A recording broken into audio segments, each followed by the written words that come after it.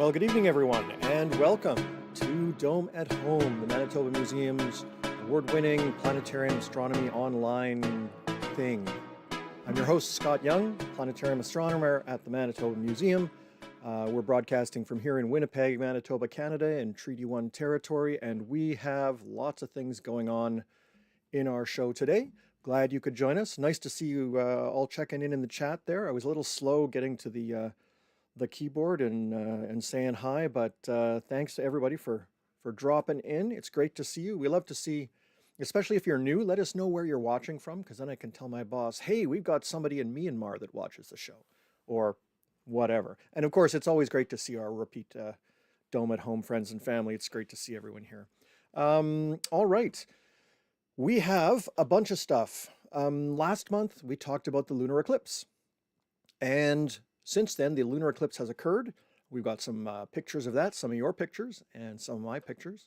And we also have a solar eclipse coming up this weekend. Well, sort of. For here in Manitoba, we can't see it at all. But for points east and points south, it is visible.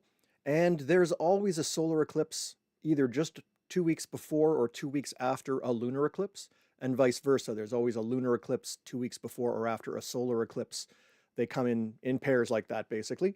That's just the way the geometry works out. So we'll talk a little bit about that, as well as where you can watch that online if you want to get up really early. It's kind of a cool one because it's a sunrise eclipse for us here in Canada anyway. So you would see the sun rising already partially eclipsed by the moon. Anyway, we'll talk about that.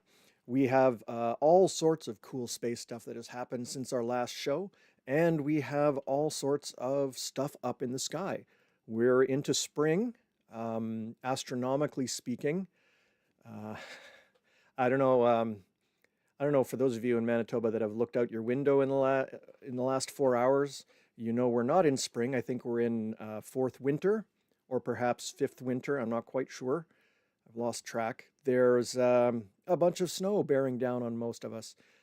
I just found out that instead of 6 to 10 inches of snow, which is what they were forecasting earlier, it's downgraded, and now maybe it's only going to be an inch or two. Sorry, I'm speaking imperial for the American fans down there, but 2 to 4 centimeters is what they're calling for the city. Still, I'm done. Everything started to dry out already. It melted. The yard, the puddles were starting to dry out, and now we're going through it all over again. Well, that's Mother Nature for you, right? Okay, let's get into the show. First of all, I just want to check to see if I missed anything here.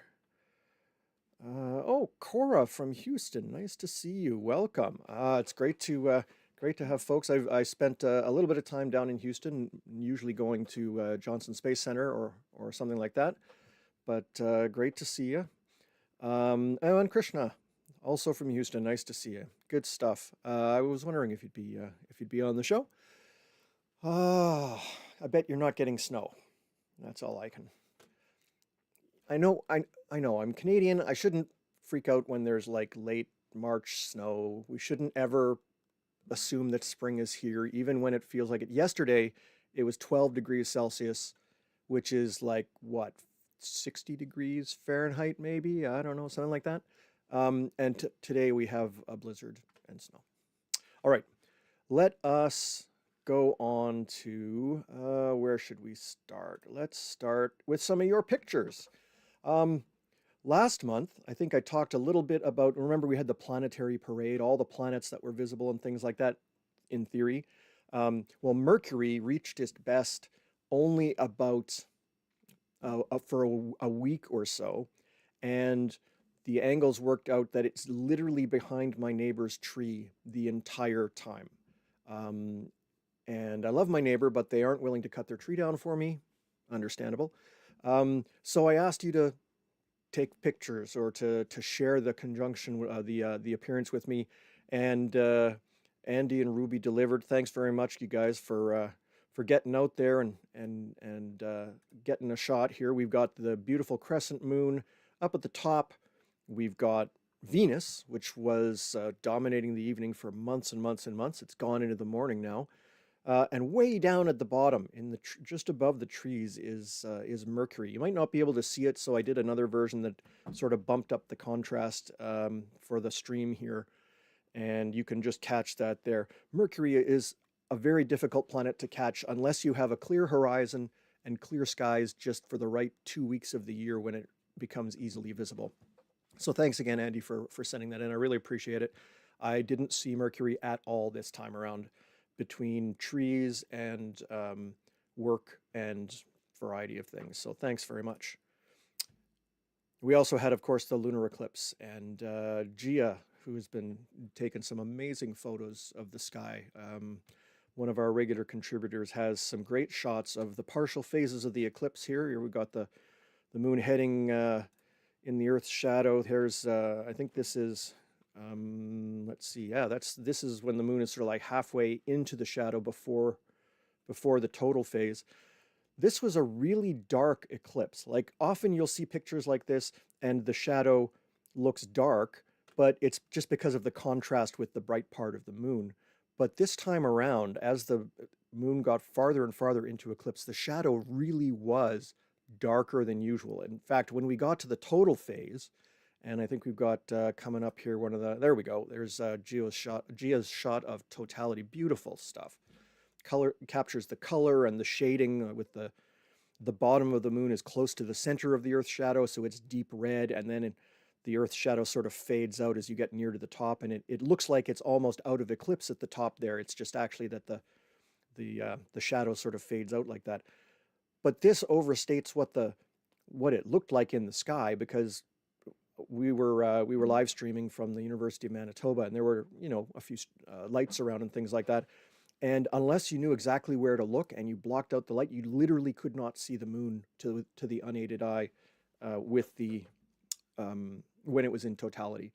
And I haven't seen that for quite a while. So this was a really, really dark eclipse. I was talking to Kim. I don't know if you're out there. Kim Hay out in Kingston. We were chatting during the broadcast, and Kim has observed many eclipses in her day, and she also thought it was a really, really dark one. So that happens when there's stuff in the atmosphere. There could be clouds all the way around the edge of the Earth where the sunlight is streaming through, and so if it's cloudier there, it makes the shadow darker and so on. So thank you, Gia, for sending these in. There's a great shots. I really appreciate getting some shots of the eclipse. Now I know a lot of people might have missed out because the beginning of the eclipse was almost completely cloudy. Like it was hardly visible through the clouds at all. And it stayed like that till well after midnight here in Manitoba. And so I think a lot of people went to bed. And it's too bad. It cleared about, 1:15.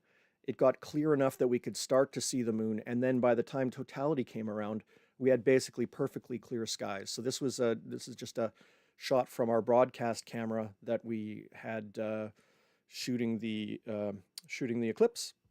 We had all sorts of wonderful technical issues, as you normally do when you set up in the middle of the night somewhere where there's no tech support. But it was great being out at the University of Manitoba and getting a good view. Things worked out, and we managed to get some good shots. I hope you had a chance to see the eclipse. If not, there'll be another one in a couple of years or so. The lunar eclipses are not super rare. The one later this year, unfortunately, we will not see in North America at all. But that's just the way the eclipses fall. Sometimes they happen when you can see them. Sometimes they happen on the far side of the Earth, and you just take what you can get. So if you did manage to get any eclipse pictures, I'd love to see them. We can send them in or show them even next month or whatever, or you might be able to even drop them in chat. I started experimenting with that and seeing if that would work. So you might be able to drop pictures in chat. Let me know. Brian says, where can I send stuff? Well, my direct email is about to show up in the chat. It is space@manitobamuseum.ca, and that'll come right to me, and I'd be happy to show off your pictures and stuff like that. Let's see. Tara saying, I saw Mercury from a plane. Oh, yeah. So if you ever have to fly anywhere, always fly either at sunrise or sunset if you have the chance, because the sky from 30,000 feet is when it's clear, it's usually clear to the horizon. There's no light pollution other than the lights in the cabin, and usually they'll turn those down. If not, you can just put your jacket up over your head and look out the window, get a window seat, and I've had some of my most stunning views of the sky just with my eyes from an aircraft. So good job. That's the way to do it. Okay, there we go. Let's see. Let us take a look here at, first of all, we'll just do all this. Oh, I have one more picture to show from Gia. She sent it along with her eclipse pictures, and you may have noticed that aurora has been popular of late. There's lots of northern lights going on. We had sort of a surprise northern lights display the Friday after a week after the eclipse on a Friday night. I heard about it just as I was getting into bed, and I was like, no, I'm not going outside. But luckily, we did manage to get some images of that. And let's see here. There we go. Beautiful shot. I mean, look at the colors here. This is a striking shot of the northern lights without sort of the normal greenish color here. You've got just that beautiful red and purple.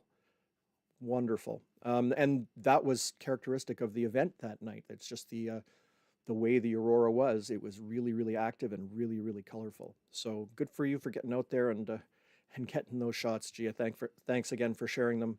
And again, if you want to share your pictures and have them show up on the show, we'd love to share them. Space at manitobamuseum.ca. Now I have I solicited some submissions.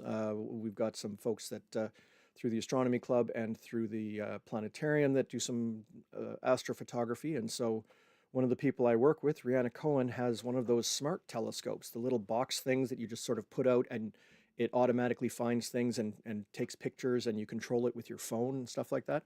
Really, really slick pieces of gear. Basically, I built something like that with old technology, and it cost about 4 times as much and is 10 times as complicated. Now it sort of comes ready for you to go. And she's been taking some amazing shots with her, I forget which one this is. I think it might be the Sea Star 50 or it's the Dwarf 2. There's a couple of different brands out there. Rihanna, if you're in the chat, maybe let us know which this is. But the Orion Nebula, look at that. I mean, this is as good a shot as you see taken with much, much larger telescopes and much, much more complicated rigs. And yet here it is available. I mean, astrophotography with these smart telescopes has become so accessible, and they're not like $10,000 pieces of gear. I mean, they're $800, which, you know, for a telescope is actually pretty reasonable. You'd be hard pressed to find a decent telescope for less than $800. And this one comes with the camera and the tracking and the software that helps you stack it together, and it sort of guides you through the process, and you can get some amazing images. This is fantastic. Last month we talked about in Ulrika's binocular challenge, we talked about a star cluster that is surrounded by some very faint gas called the Rosette Nebula, and I showed one of my pictures, which was all basically red. Well, Rihanna has this image which shows the colors changing in the nebula. It's not overwhelmed by red like mine was, and there's all these glorious little dark lanes of dust and little lumps and clouds of basically soot, you can think of it that way, blocking the light. Really, really beautiful picture. This is awesome.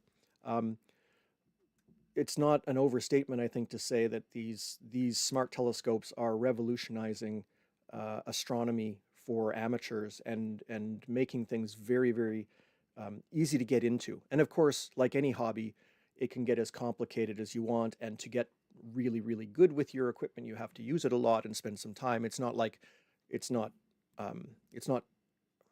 quite idiot proof or anything like that. So you still have to know what you're doing and so on. But these new systems are designed to really walk you through that and help you get really good results right off the bat. And that's really motivating. I remember my first astrophotographs were actually on film, first of all. So you had to send them in and wait a week to get the pictures back to see that they were out of focus or whatever. But Anyway, that's just an old curmudgeon story. But the point was you would take a picture and it wasn't all that great, and you're sort of like, oh, is it really worth doing all this? Whereas here, you're getting that immediate feedback. You see it right away, and it's exciting. I've watched these telescopes in action, and I think I'm going to have to get one just because. Oh, the other thing, they're like the size of a lunchbox. It's not carrying a 50-pound tripod out into your yard and then going back to the car for a giant tube or things like that. Like you can fit this in your fanny pack basically. So, wow, technology has improved, and it's a great time to be into astronomy. Anyway, I could go on and on and on and on and on about the benefits of these things, but maybe we'll save that for another feature farther down the way. I'd like to get Rihanna on the show and have her talk a little bit about the stuff that she's been doing. Okay, connect the dots. We always like to feature a constellation or a part of the sky every month in the show, and to make sure that you get a chance to see what's up there, and you get a chance to get out and get to know the constellations. Even if you're mostly interested in the more mental or cerebral part of astronomy, it really is great to get out under the stars and see things with your own eyes. But it can be hard to find stuff. Let's face it. Whoever invented the constellations did not do the best job of dot to dots. So some of them are difficult to find. Today we're going to take a look at a constellation that is really one of the main springtime constellations. Oops, my Stellarium program is acting up. Let me just get back to here. Sorry about that. La la la. Okay, so for Connect the Dots this month, we're going to take a look at the constellation of Leo. I don't know where that came from. Sorry. Leo the Lion. Here's Leo the Lion. Can you see it? I don't know. To me, I have a hard time finding constellations. So, I mean, make up your own patterns. It's nice to know where Leo is in the sky. It's supposed to look like a lion, and this is it here. Actually, somebody in the planetarium just this week, a little kid came up and said it kind of looks like the Sphinx, you know, that sit out in Egypt. It's sort of lying down on its legs, and then it's got the head here like a side view of the Sphinx. That actually makes sense. I think I could find that in the sky. It just doesn't look like a lion to me. But this part, the sickle, it's called, actually stands out pretty well. The problem really is that Leo is two parts of constellation, because you've got the sickle here, which kind of sits together, and then you've got like big empty space, and then there's basically a triangle here that's his tail and his butt. So it doesn't really flow together. But if you think of it as the Sphinx, maybe that'll help, or the sickle. At the bottom of the sickle is the bright star Regulus, and Regulus is one of the brighter stars in the sky. Not the brightest, but I think it's 6th or 8th or something like that.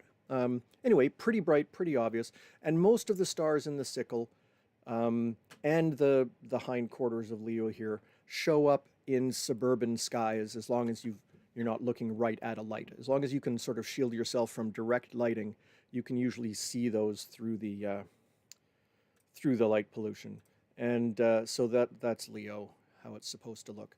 Leo is one of the constellations of the zodiac, the ones that they use for horoscopes and stuff like that.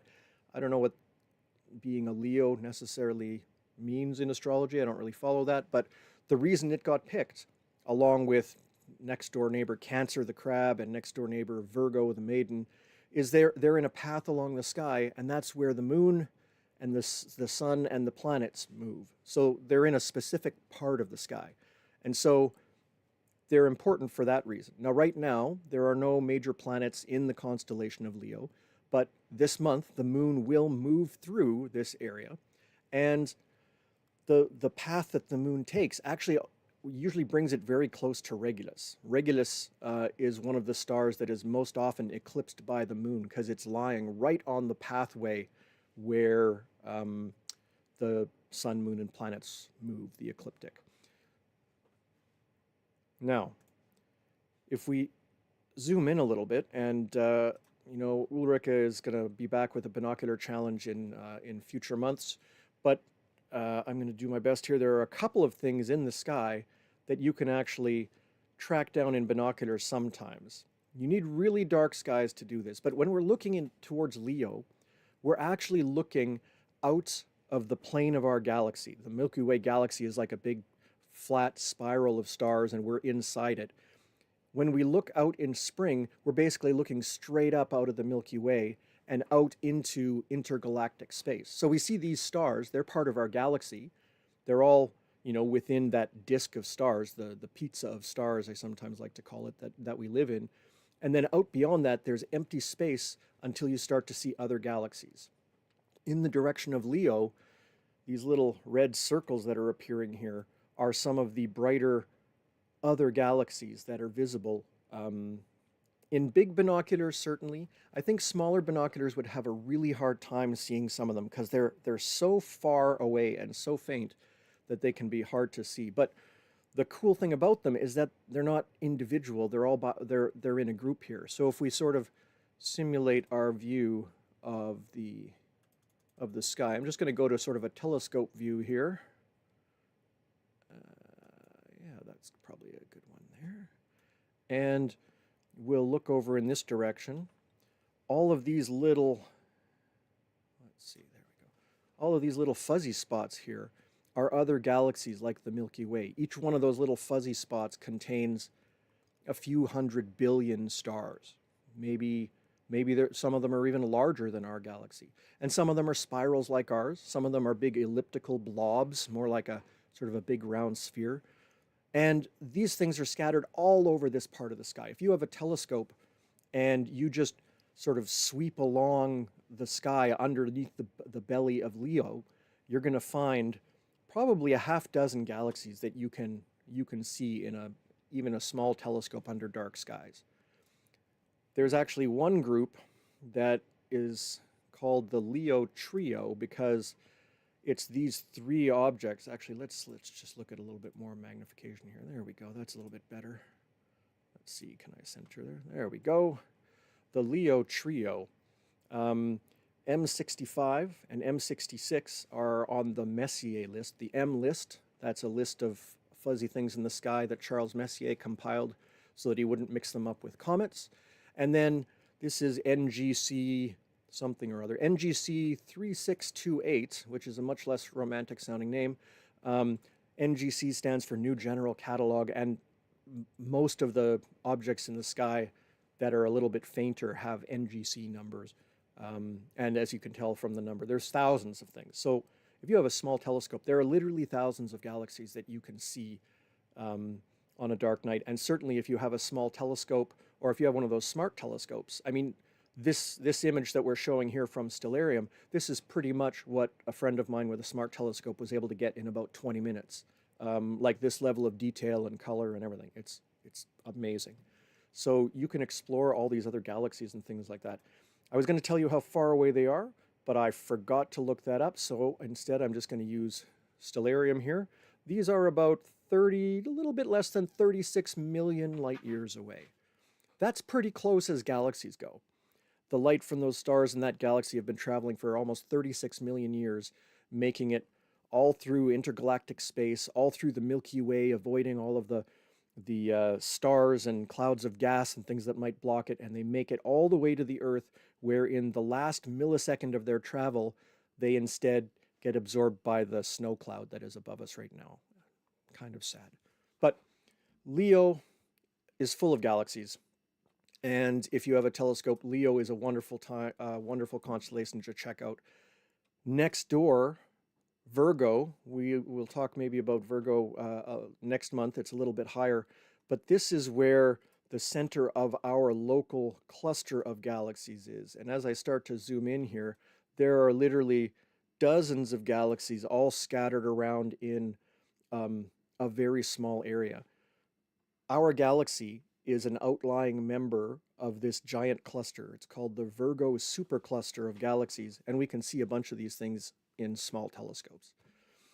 If you're interested in, finding things in the sky with telescopes, there's a few options for you. There's things like the book Night Watch. If you're a book person, they got great star charts and information on how to track these things down. As I mentioned, smart telescopes can really help you find these things and image them. And if you're into looking at the sky and you're into doing, it as a social kind of event, the Astronomy Club, the Royal Astronomical Society of Canada, gets together once a month at the University of Manitoba for an indoor meeting, and then once a month out at their observatory, where we bring out our telescopes and, either we observe together, or if it's cloudy, we just sit around and talk astronomy and hang out. It's a great group of people. So if you're into that, you can always look them up. They're at RASC, Royal Astronomical Society of Canada, .ca. Okay, let us move on here. Oh, Tracy, you've joined us. I hope you're feeling better. Yeah, good to see you. Paul, nice to see you as well. Paul's a former president of the national group of the Royal Astronomical Society of Canada. And thanks for putting the link in there. That's great. There are centers all across Canada. I think we're up to 30 or 35 centers across the country in pretty much every major city in Canada. There really isn't an American equivalent. Most of the clubs in the United States tend to be sort of independent or regional. There is a blanket organization, but it's not quite the same kind of thing. Canada and the US have these minor differences, so that's kind of to be expected. But yeah, the RASC is a great club. Okay, let me move on to, where are we here? Trying to find my outline. All right. Is it time? Is it already time for, I guess, because we have so much cool space stuff, I guess it is time for cool space stuff.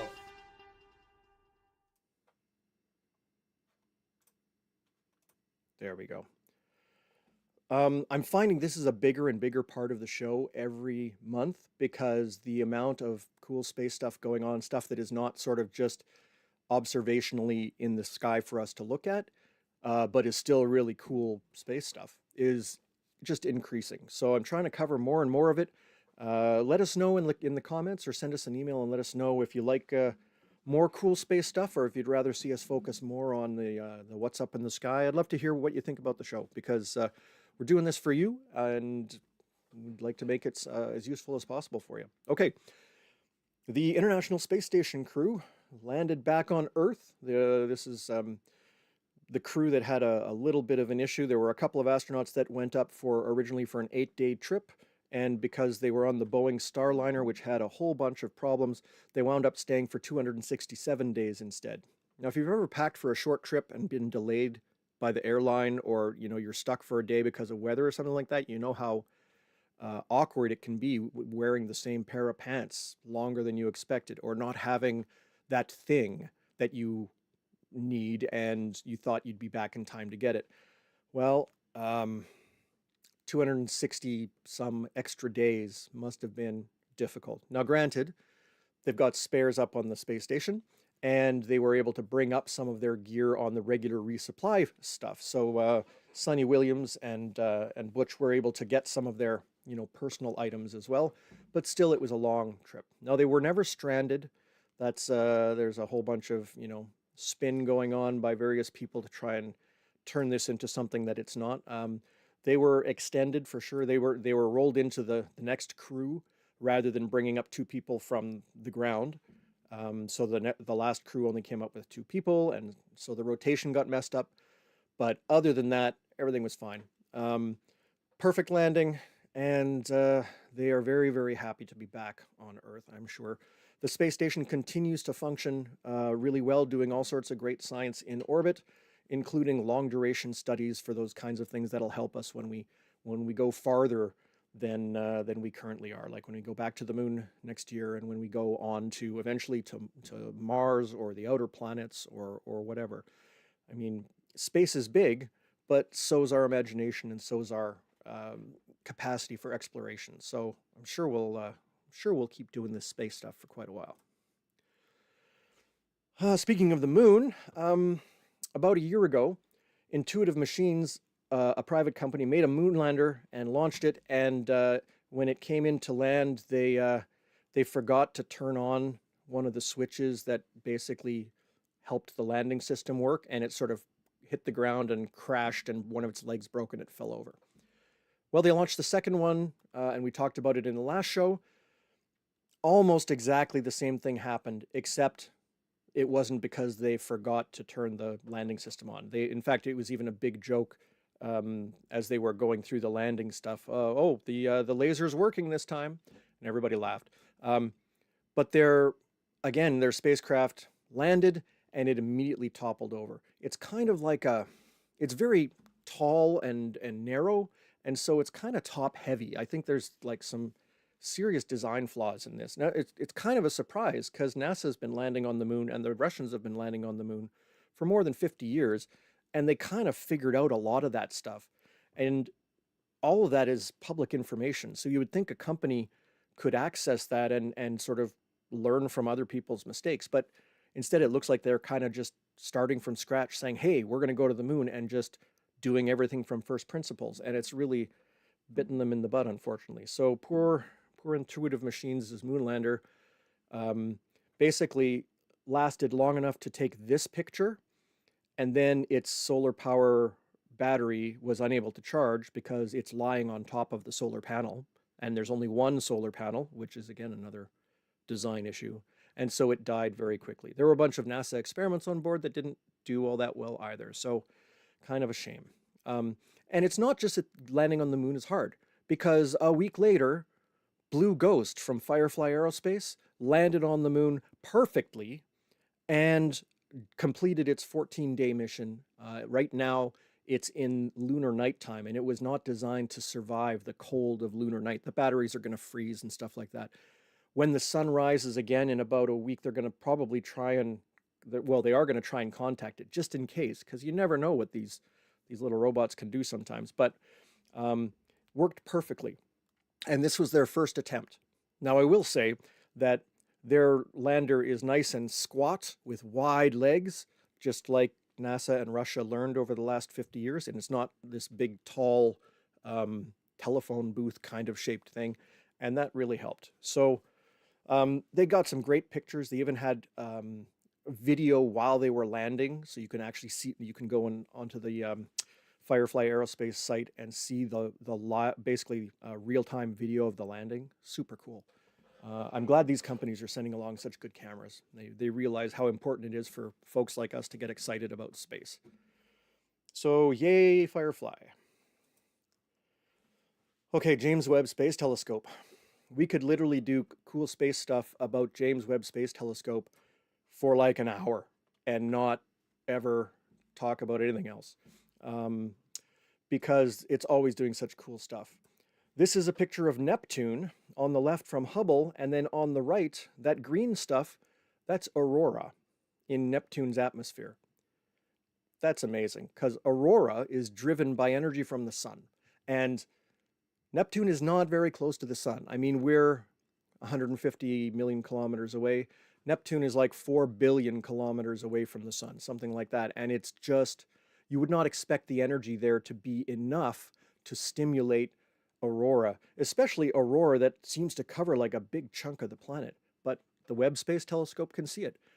Now, if you were there, you would not be able to see it because it's not visible light. It's actually infrared aurora. So I still like our aurora better, but still. And Neptune is one of the coldest places in the solar system, even colder than Winnipeg during winter.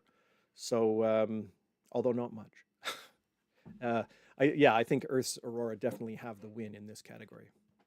Oh, Chris, hey, good to see you. Our friend Chris Kerwin from Astronomy by the Bay is dropping by. He is going to be live streaming the eclipse, if it's clear, on Saturday morning. Now, he's way out in New Brunswick, and so time zone, and then you have to think sunrise.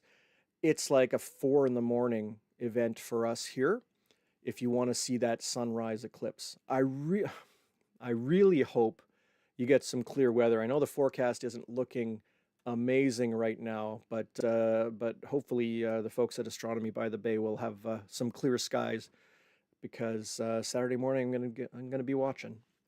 And in fact, we're gonna, since we're here right now. Why don't we just go right to the right to that eclipse? We'll pause our cool space stuff and we will come back to. Oh, where did my. There we go. So here is the map of the eclipse Saturday morning, and this is where you can expect to see it.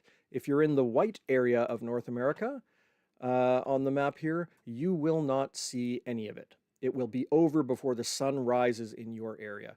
Now, this line here goes through right about North Bay, Ontario. So if you're out in North Bay or points sort of east from there, or northeast from there, you got a chance to see it, and that'll be a good view. Now Chris is right in around there, no, there somewhere, and so in one of the best places to see it.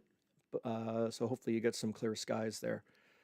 The eclipse itself. Oh, and actually, this image is from Time and Date, and they're going to be doing a live stream as well.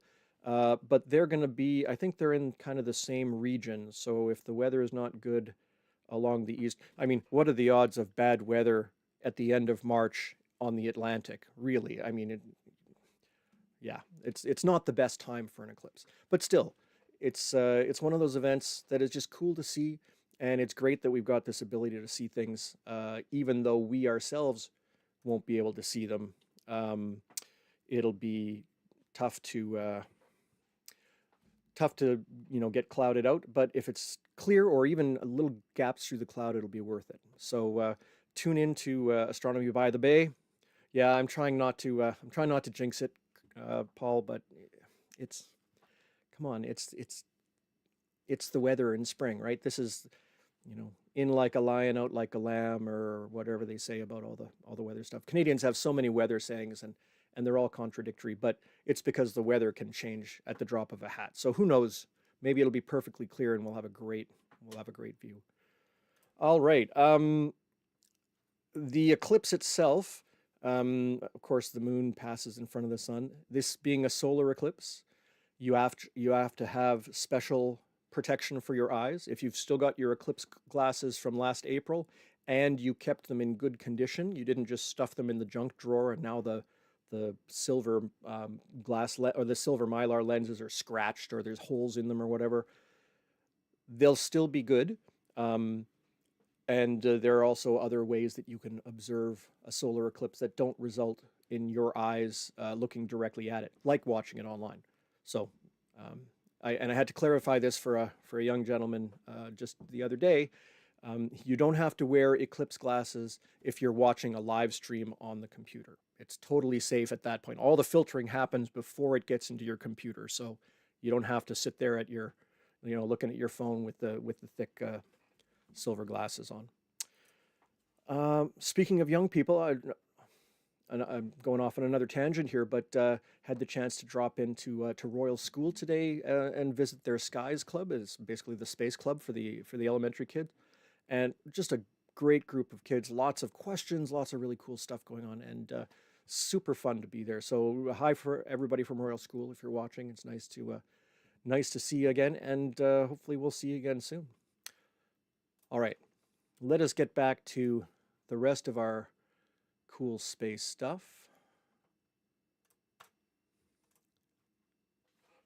Speaking of planets, we just talked about Neptune. There we go. And Neptune is one of the ice giants in our solar system. Other planets go around other stars, and here's a direct image of 4 planets going around a star. The James Webb Space Telescope has this thing that basically blocks the light of the star out with a tiny, tiny little mask, and that allows the fainter light of the planets to cut through all the glare and to be able to see the planets directly.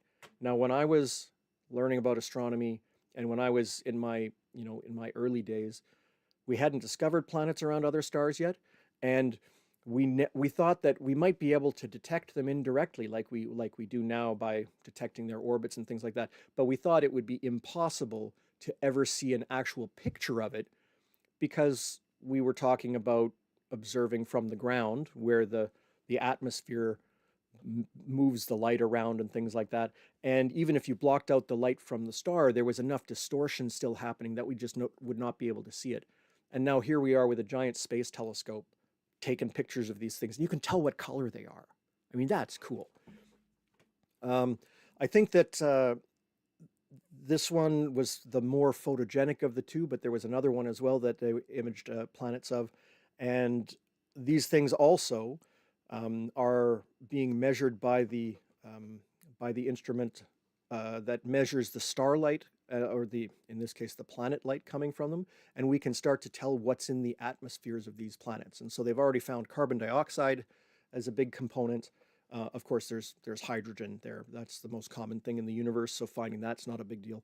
But we're actually able to tell. So if any of these planets, for example, had a civilization on it that was polluting their atmosphere with chemicals that are only made from industry, we'd be able to detect that. Now, in this case, it's a gas giant planet, so we're not really expecting to find life there. And gas giant planets are easier to image than Earth-sized planets or solid planets.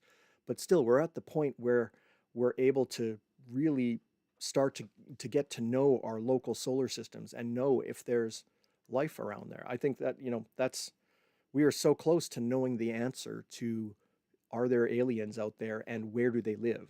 Which still, it just blows my mind. Okay, Saturn. This is an example of the rich just getting richer. Saturn has the most moons of any planet in the solar system. Up until recently, it was 146. Just a couple of weeks ago, they announced they had discovered 128 more moons around Saturn. Like, how many moons do you need? Come on, when is enough enough? It is not unexpected, actually. These giant planets, with all their gravity, you would expect them to have lots of these satellites going around them, because anything that wanders by that gets too close could get trapped by its gravity and pulled into orbit.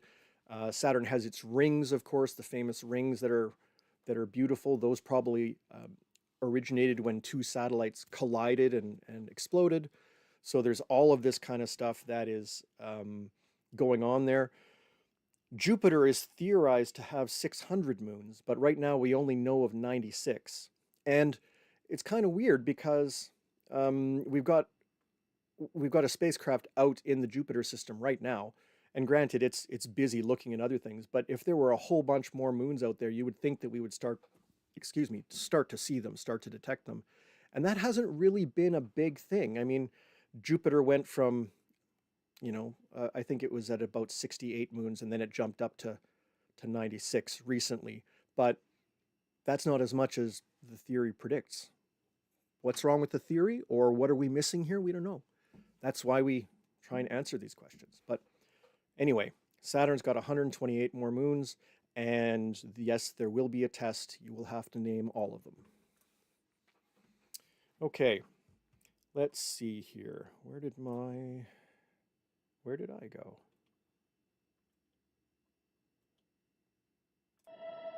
Oh, there we go. Val, I missed your question earlier.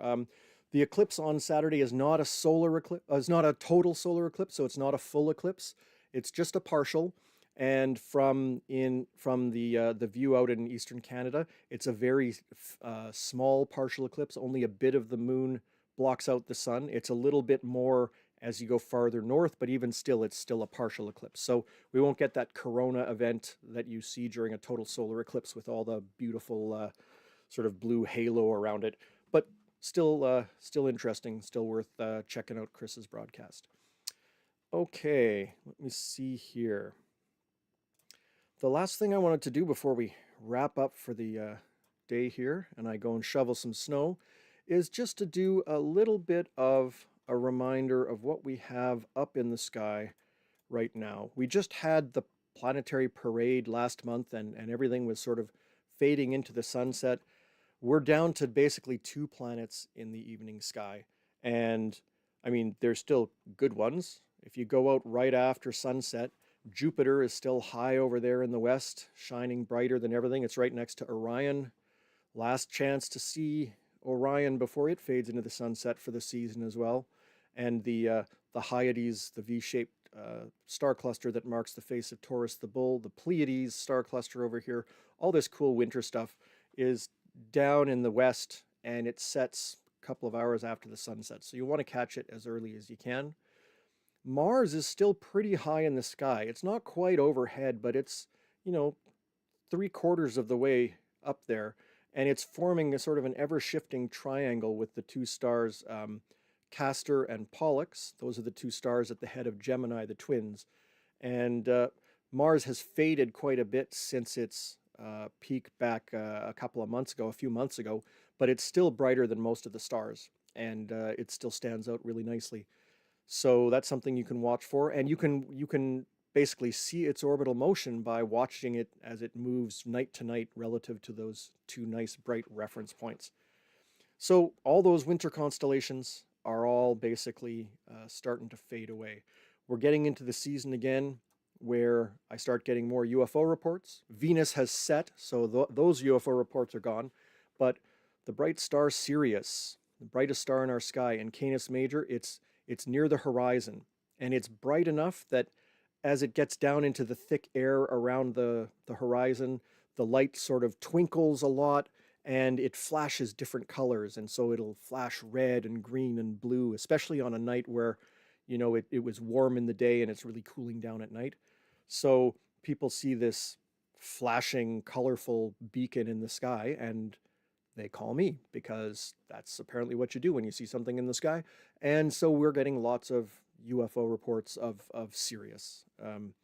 And it's a cool thing to see. Definitely go out and check it out, because it really is it really does look unnatural. Like, it doesn't look like just a star, because it is so bright and you've got all this color, and normally you don't get that with other stars. So I totally get why people don't recognize it. They're usually very disappointed when I tell them that it's a star. But that's okay. The hard truth sometimes, that's the way it goes. But yeah, we're in that season, and soon all that will fade away as well. Off in the south, the spring constellations, we talked about Leo, Cancer the crab is up there. High up overhead, we have our Big Dipper.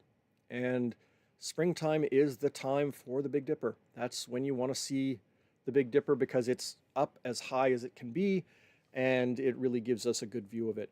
Actually, if we turn around to the north and we look in the north, it's actually so now I'm facing almost directly north. Here's the North Star right here, and the Big Dipper is high overhead. One of the stories about the Big Dipper that I love is a Cree story that Wilfred Buck told me, and it's basically the bag of summer.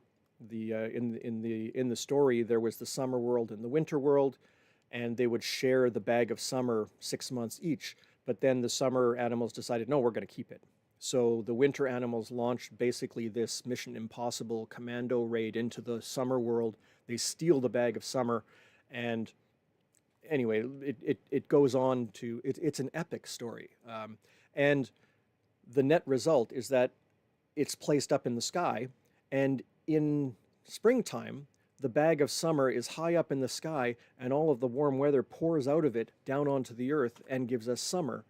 And 6 months from now, if I just, 1, 2, 3, 4, 5, 6 months from now, the Big Dipper is found in this position in the sky, and the dipper is not open, so all of the summer weather can stay in the bag of summer. It doesn't fall out onto the world, and that's why it gets cold. So this story that relates what we see in the sky and how it changes with the seasons and things like that, really cool way of looking at the sky. If you get a chance to read Wilfred Buck's book, which is called Star Tales, I believe, it's really worth it. And we're working on getting more of his content in our planetarium, because the First Nations sky tellings that he's been collecting over his lifetime, that were mostly lost due to colonization and all of that kind of stuff, are really powerful ways of looking at the sky and ways of knowing things. And they resonate with people today. Like, I have a hard time relating to some of the Greek stories, like, oh, what hijinks does Zeus get up to today? There's a lot of sort of soap opera quality to some of the old Greek legends, because they were written down and they've never been changed. but the oral traditions of First Nations people are told from ancestors to descendants.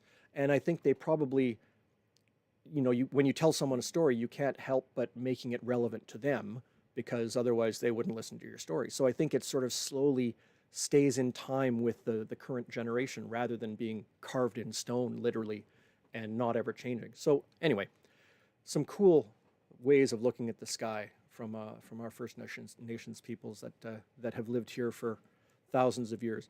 If you get a chance, next week is spring break, and we're opening a brand new show at the planetarium. It's designed for kids. It's called Voyage of the Stars, and it's all about the surprising similarities between exploring the ocean and exploring space. So we have a cute little starfish character who likes to look at the stars, and it basically just, I don't want to spoil it, but it's a really cute way. And there's some really great real underwater footage of schools of fish and manta rays and dolphins and stuff like that. So if you're into underwater stuff, it's great seeing that stuff on the planetarium as well.